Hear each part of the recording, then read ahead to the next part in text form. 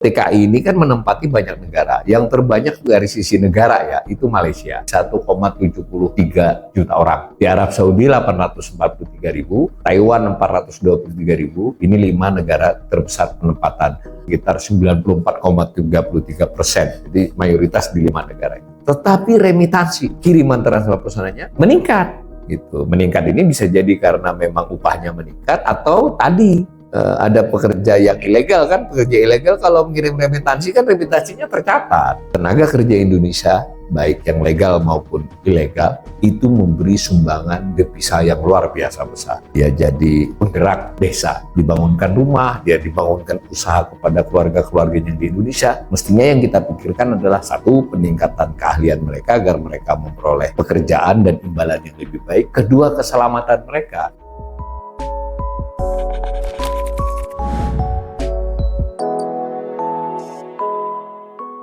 Kita sudah belajar tentang transaksi berjalan yang ada 4, yaitu neraca perdagangan barang-barang, lalu jasa-jasa, lalu pendapatan primer. Komponen keempat itu jarang dibicarakan oleh publik, yaitu neraca pendapatan sekunder. Neraca pendapatan sekunder ini mencatat semua transfer yang tidak termasuk dalam pengertian transfer modal.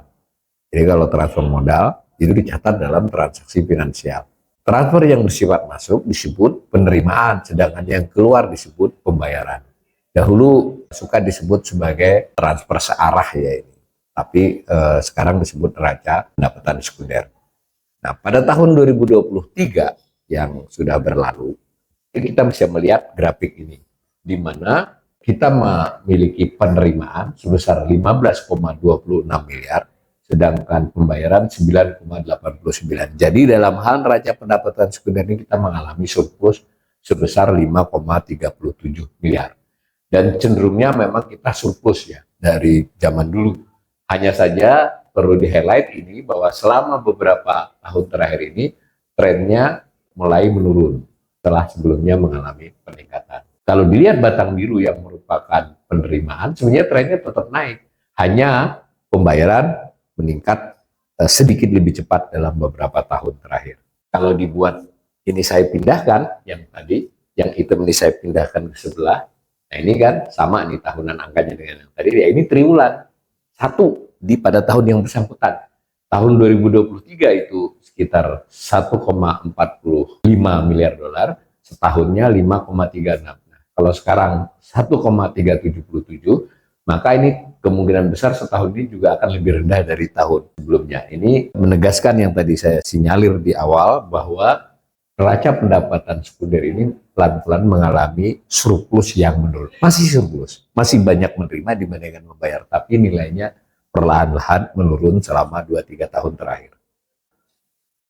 Salah satu komponen dari neraca pendapatan sekunder yang terbesar sekitar 80-85% adalah mencatat transfer personal. Transfer personal ini dikenal juga dalam istilah publik itu remitansi tenaga kerja. Transfer dari pekerja migran. Pekerja migran itu kalau di luar negeri ya tenaga kerja Indonesia, di sini ya tenaga kerja asing kan.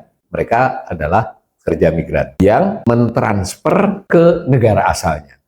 Datang di satu wilayah ekonomi, itu bekerja selama lebih dari 1 tahun, atau bermaksud lebih dari 1 tahun, kita mau tidak mau harus percaya kepada Bank Indonesia ya, karena para pembelajar ekonomi harus mulai sedikit melihat ada 2 dalam hal tenaga kerja ini, ada yang berupa disebut kompensasi tenaga kerja secara langsung, atau yang mungkin dicatat karena dianggap tidak bermaksud lebih dari 1 tahun, itu dicatatnya di neraca pendapatan primer kan, neraca primer bagian tenaga kerja. Tetapi dalam hal remitansi dicatatnya di neraca pendapatan sekunder.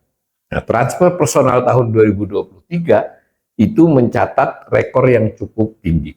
Penerimaannya mencapai 14,22 miliar dolar.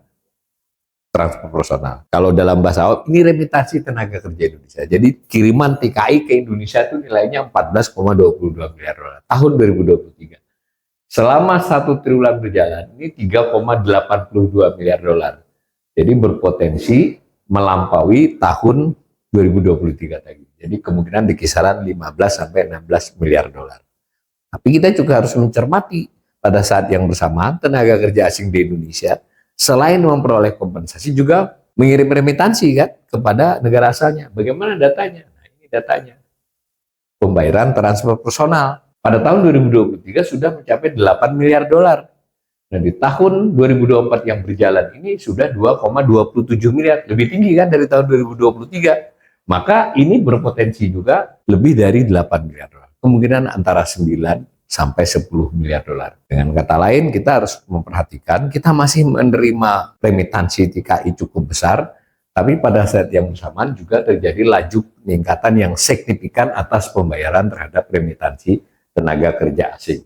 Nah, kalau disatukan dua neraca itu jadi begini. Yang biru menunjukkan penerimaan, yang orange menunjukkan pembayaran. Kalau melihat selisihnya yang merupakan neraca, itu relatif stagnan kan selama beberapa tahun terakhir. Artinya lajunya ini dengan lajunya penerimaan dengan bayar itu relatif sama lajunya. Nah, ini menarik ya kalau dilihat begini. Tapi bagaimanapun kita tetap harus mengatakan penerimaan sebesar 14,22 miliar dolar dari TKI yang mengirim itu luar biasa besar. Nah, sebagai gambaran, dia ini lebih besar dari seluruh ekspor komoditas pertanian pada tahun 2023. Jadi kita menerima remitansi 14,22 miliar, sementara ekspor pertanian kita mau kopi dan lain sebagainya itu hanya 4,69 miliar. Jadi 3 kali lipat. Begitu juga dengan industri manufaktur per item ya, kecuali seperti tekstil dan minyak sawit itu lebih besar dari remitansi.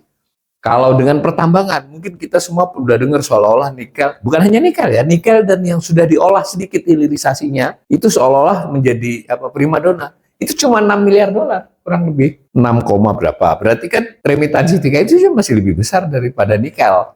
Cuma pembayaran kita juga mulai meningkat.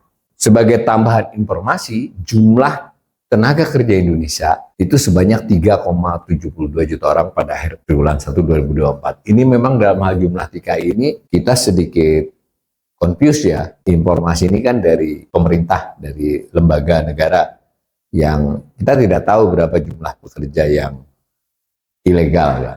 Tetapi kita terima dulu ini catatan TKI-nya. Memang sedikit bertambah dibandingkan beberapa tahun terakhir. Tetapi pada tahun 2006 itu kita sempat mencapai 4,7 juta orang.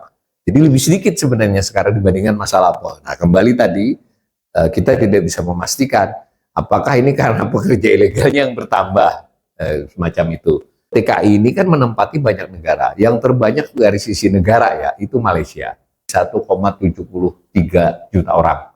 Di Arab Saudi 843.000, Taiwan 423.000, Hong Kong 413.000, dan Singapura 105.000. Ini 5 negara terbesar penempatan, sekitar 94,33%. Jadi mayoritas di 5 negara itu. Nah, kembali kepada jumlah tadi, jumlahnya sedikit meningkat dalam 1-2 tahun terakhir setelah pandemi, tetapi masih jauh dibandingkan tahun lampau 2006. Tetapi remitansi, nah kita kan sudah belajar tadi di atas, remitansi itu kiriman transfer personalnya meningkat gitu. Meningkat ini bisa jadi karena memang upahnya meningkat atau tadi ada pekerja yang ilegal kan. Pekerja ilegal kalau mengirim remitansi kan remitansinya tercatat. Secara umum tetap kita bisa menyimpulkan tenaga kerja Indonesia baik yang legal maupun ilegal itu memberi sumbangan devisa yang luar biasa besar. Saya ingatkan sekali lagi, lebih besar dari ekspor seluruh komoditas pertanian. Lebih besar hingga saat ini dibandingkan nikel dan segala produk dari nikel. Dengan demikian, tidak layak sebenarnya otoritas ekonomi itu memposisikan fenomena TKI itu sebagai persoalan. Mestinya sebagai potensi. Adapun soal-soal yang menyertainya, itu justru tanggung jawab negara dan tanggung jawab kita semua. Mestinya yang kita pikirkan adalah satu, peningkatan keahlian mereka agar mereka memperoleh pekerjaan dan imbalan yang lebih baik. Kedua, keselamatan mereka dengan kemajuan teknologi, informasi, dengan meluasnya hubungan-hubungan diplomatik kita. Mestinya hal itu jika ada political will yang kuat, perlindungan terhadap TKI itu mesti dikuatkan. Isu-isu bahwa TKI ini adalah masalah yang banyak diberitakan karena berita itu kan bad news biasanya, ada TKI yang dihukum, ada TKI yang dilecehkan, tetapi yang kurang terangkat adalah bahwa TKI inilah yang mengirim devisa cukup besar. Dan Ini yang jarang diketahui. Berbeda dengan jenis-jenis devisa yang misalnya ekspor lalu dapat, nanti dipakai lagi oleh impor oleh perusahaan tersebut untuk input.